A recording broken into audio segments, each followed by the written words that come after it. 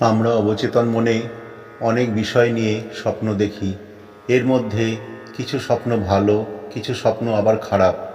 স্বপ্নের অনেক রকমের ব্যাখ্যা হয়। আবার কোনো কোনো সময় আমরা কি স্বপ্ন দেখছি সেটার উপর অনেক কিছু নির্ভর করে। স্বপ্ন দেখার পর আমাদের জীবনে প্রত্যক্ষভাবে কিছু পরিবর্তন আসতে পারে, আবার নাও আসতে পারে।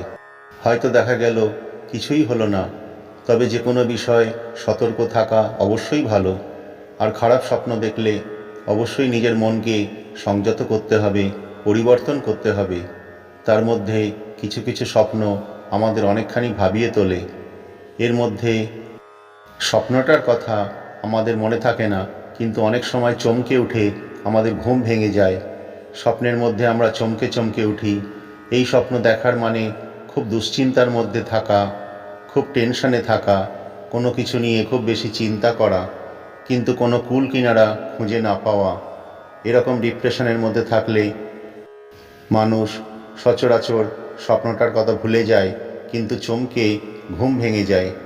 এই সময় মনকে যথেষ্ট সংযত করা উচিত এবং শান্তভাবে দুর্ভাবনাকে দূর করা উচিত মন থেকে।